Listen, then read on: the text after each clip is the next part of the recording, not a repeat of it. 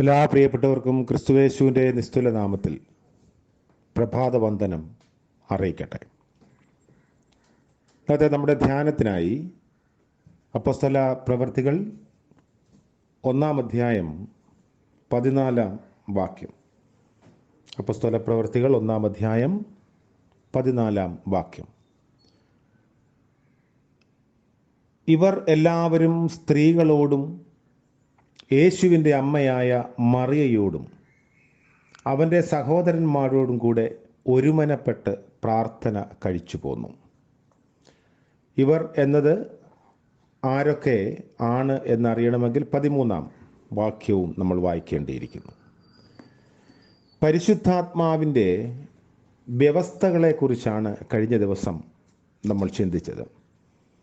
അതിൻ്റെ മറ്റൊരു ഭാഗമാണ് ഇന്ന് വായിച്ച ഈ വേദഭാഗം.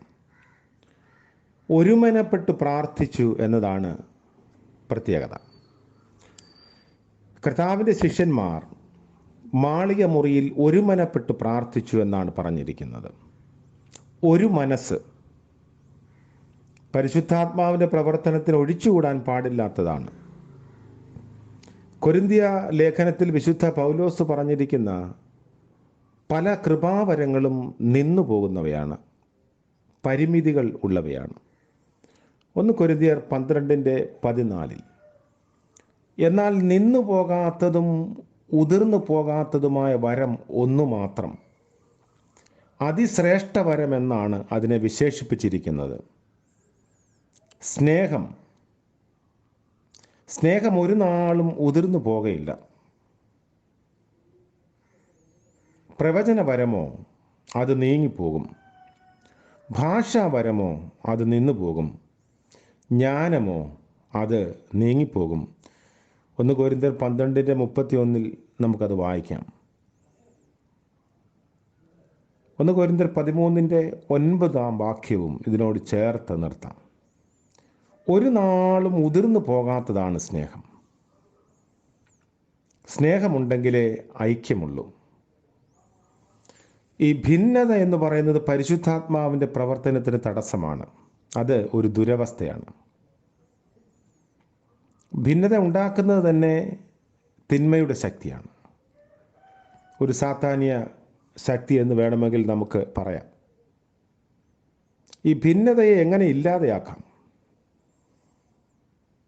ആളത്ത ബന്ധങ്ങളിൽ മാത്രമല്ല, വ്യക്തി ജീവിതത്തിലും ഭിന്നത ഒരു യാഥാർത്ഥ്യമാണ്. അതും ഒരു ദുരവസ്ഥയാണ്.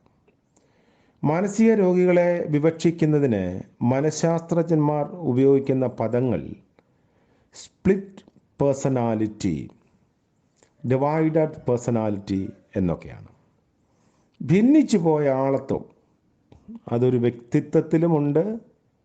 അതുപോലെ തന്നെ അതിന് സമാനമായ ഭിന്നതകൾ സമൂഹത്തിലും ഉണ്ടാവാം. യേശു ക്രിസ്തുവിലൂടെയാണ് ഐക്യം വ്യക്തിയിലും സമൂഹത്തിലും അനുഭവമാകുന്നത്. ഞങ്ങൾ പലരാണ് എന്ന് പറഞ്ഞ ഗദരദേശത്തെ ഭൂതഗ്രസ്തനെ യേശു സൗഖ്യമാക്കി. യേശുവിലൂടെ ഭിന്നിച്ചിരുന്ന അവൻ്റെ ആളത്വത്തിന് രൂപാന്തരമുണ്ടായി. യേശുവിൻ്റെ കൂടെ ഉണ്ടായിരുന്നെങ്കിലും ശിഷ്യന്മാർ 12 പേരും പല സ്വഭാവക്കാരായിരുന്നു. ദ്രുതഗതിക്കാരനായ പത്രോസ്, തന്നിൽ നിന്ന് വ്യത്യസ്ത ചിന്താഗതി ഉള്ളവരെക്കുറിച്ച് യാതൊരു സഹിഷ്ണുതയും കാട്ടാതിരുന്ന യാക്കോബ്, സ്വകാര്യ ആവശ്യങ്ങൾക്ക് പൊതുമുതൽ എടുത്തു വന്നിരുന്ന യൂദ തുടങ്ങി എല്ലാവരും ഭിന്ന സ്വഭാവക്കാർ.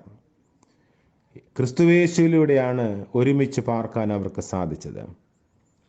They solved the problem of living together in Christ. ക്രിസ്തുവിലൂടെ തങ്ങളുടെ പ്രശ്നങ്ങളെ പരിഹരിച്ചു. 1974 സ്വിറ്റ്സർലാൻഡിലെ ലോസാൻ എന്ന സ്ഥലത്ത് പ്രശസ്ത പ്രസംഗകനായിരുന്ന ബില്ലി ഗ്രഹാം വിളിച്ചു ചേർത്ത മിഷണറി സമ്മേളനം ഒരുപാട് തവണ അതിനെക്കുറിച്ചൊക്കെ പഠിക്കുകയും വായിക്കുകയും ചെയ്തിട്ടുള്ളതാണ്. അത് പലതുകൊണ്ടും വളരെ ശ്രദ്ധേയമായിരുന്നു. 10 ദിവസത്തെ സമ്മേളനം. ലോകത്തിൻ്റെ നാനാഭാഗത്തു നിന്ന് 3000-ൽ പരം മിഷണറിമാർ അതിൽ പങ്കെടുത്തു.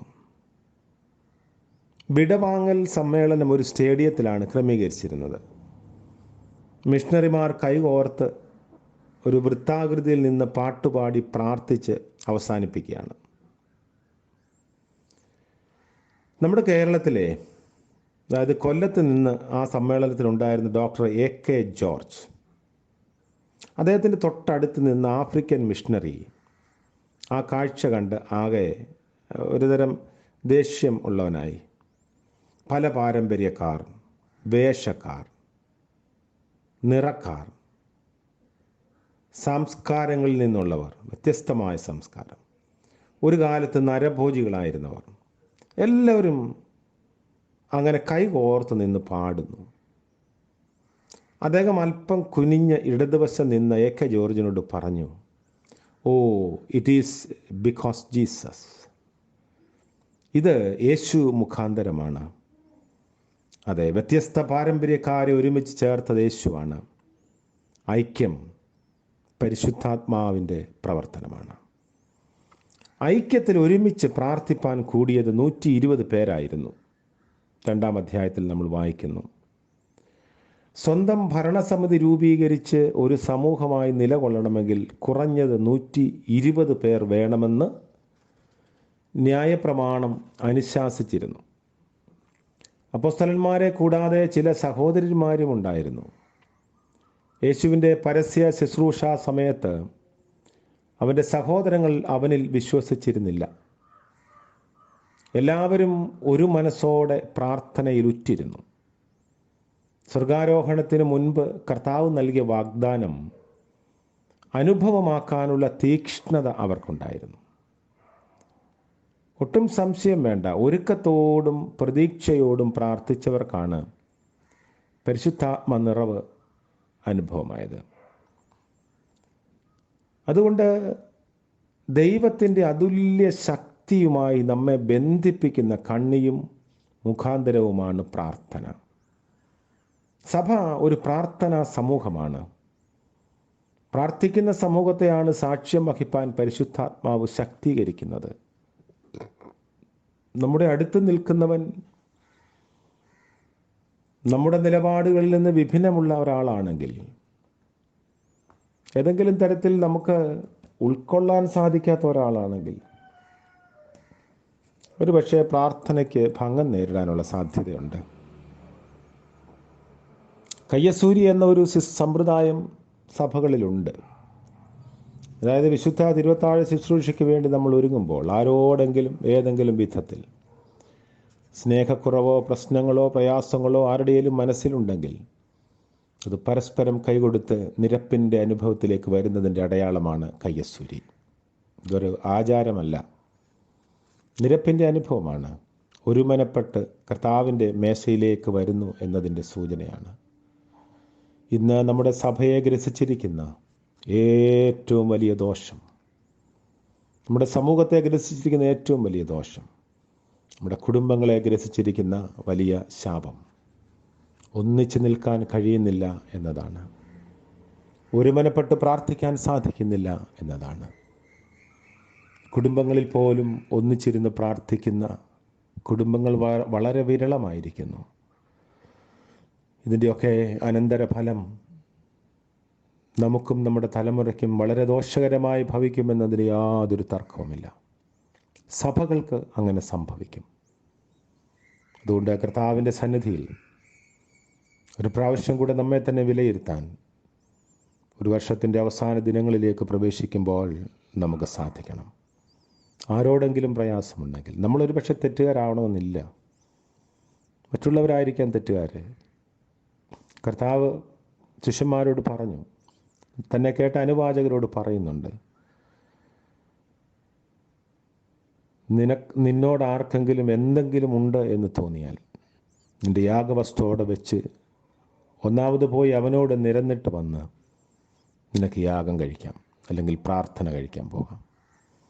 നിരപ്പിൻ്റെ ആത്മാവ് നമുക്ക് ലഭിക്കട്ടെ. ഒരുമനപ്പെട്ട് പ്രാർത്ഥിക്കാൻ, ശത്രുക്കൾക്ക് വേണ്ടി പ്രാർത്ഥിക്കാൻ, നമ്മെ വെറുക്കുന്നവർക്ക് വേണ്ടി പ്രാർത്ഥിക്കാൻ എന്ന് സാധിക്കുന്നുവോ അന്ന് മാത്രമേ നമ്മുടെ പ്രാർത്ഥന കർത്താവിൻ്റെ സന്നിധിയിലേക്ക് എത്തുകയുള്ളൂ.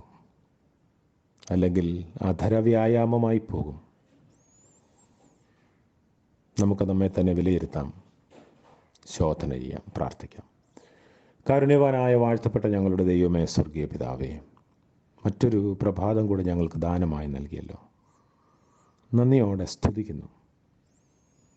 രാത്രിയിൽ നൽകിയ നിദ്രയ്ക്കായും പ്രഭാതത്തിൽ നൽകിയ ഉണർവിനായും ആരോഗ്യത്തിനായും എല്ലാറ്റിനും സ്തോത്രം. കഴിഞ്ഞ രാത്രിയിൽ അടിയങ്ങളോടൊപ്പം നിദ്രയിലേക്ക് പ്രവേശിച്ച എത്രയോ ആളുകൾ ഈ പ്രഭാതം കാണാതെ മാറ്റപ്പെട്ടിരിക്കുന്നു.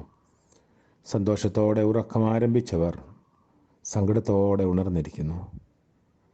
ബന്ധങ്ങളിൽ ആയിരുന്നവർ ബന്ധം അറ്റുപോയവരായി, ഒറ്റപ്പെട്ടവരായി. കർത്താവേ, അങ്ങനെ വ്യത്യസ്തമായ അനുഭവങ്ങളുടെ മധ്യത്തിൽ ഞങ്ങളുടെ സമസൃഷ്ടങ്ങൾ ആയിരിക്കുന്ന ഈ പ്രഭാതത്തിൽ എളിയവരായ അടിയങ്ങൾക്ക് നൽകിയ പ്രഭാതത്തിൻ്റെ സാധ്യതയ്ക്കായി സ്തോത്രം. ഇന്നത്തെ പകൽക്കാലം ജീവിപ്പാനുള്ള ബലവും കൃപയും അവിടുത്തെ വചനത്തിൻ്റെ അടിസ്ഥാനത്തിൽ ഞങ്ങൾക്ക് നൽകണമേ. തിരുവചനത്തോടും ദൈവത്തോടും ഞങ്ങളേറെ ഏകീഭവിക്കുന്നവരായി, മറ്റുള്ളവരെ ചേർത്ത് നിർത്തുന്നവരായി തീരുവാൻ ഞങ്ങളെ സഹായിക്കണമേ. കുറവുകൾ ഞങ്ങളോട് പുറക്കണമേ. മനസ്സിൻ്റെ മതിലുകൾ തകർക്കപ്പെടുവാനുള്ള ആത്മീയ ശക്തി ഞങ്ങൾക്ക് നൽകണം. ഇന്ന് ജന്മദിനം ആഘോഷിക്കുന്ന പ്രിയപ്പെട്ടവർ, വിവാഹവാർഷികം ആഘോഷിക്കുന്നവർ, അങ്ങനെ ജീവിതത്തിൻ്റെ സന്തോഷം പങ്കിടുന്ന എല്ലാവരെയും ഓർക്കുന്നു. അനുഗ്രഹത്തിൻ്റെ പുതുവർഷം ദാനമായി നൽകണമേ. യേശു മിശിഹാ മൂലം പ്രാർത്ഥിക്കുന്നു, കൃപയോടെ കേൾക്കുമാറാകണമേ. ആമേൻ. സകല ബുദ്ധിയെയും കവിയും ദൈവിക സമാധാനവും കൃപയും അനുഗ്രഹവും നാം എല്ലാവരോടും കൂടെ എപ്പോഴും ഉണ്ടായിരിക്കുമാറാകട്ടെ.